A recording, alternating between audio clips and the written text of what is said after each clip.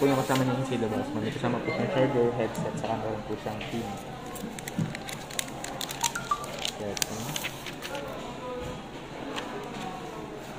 Ma'am, kay Samsung po meron po siyang 7 days replacement po sakaling may factory defect. And then after 7 days, ma'am, 1 year warranty po.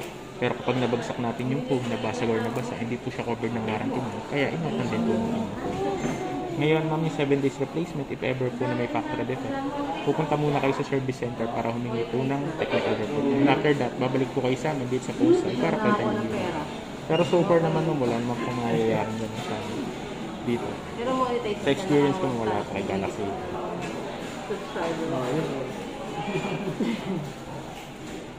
Mas marami daw po mga cellphone. Unboxing. Sino po gamit ito, ma'am? Hindi ko po ano. Order ma'am? Opo.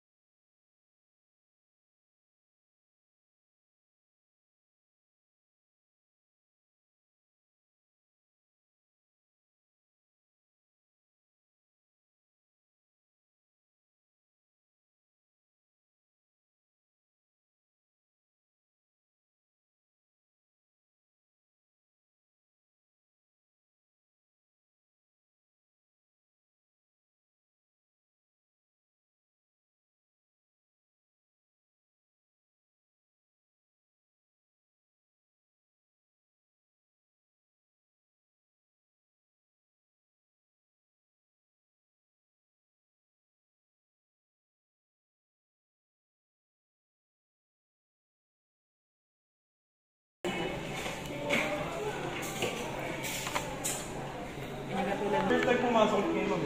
Ay, kahapon. Oo, naisa na, kasi ang NCR, nag-open na din ng mga malls.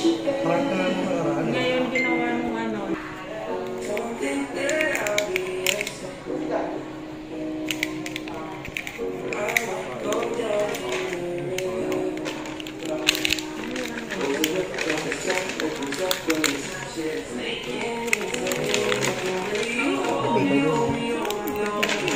Kung yung charger naman type C na to. So, compatible po siya up to 15 watts, ma'am, sa Galaxy A12.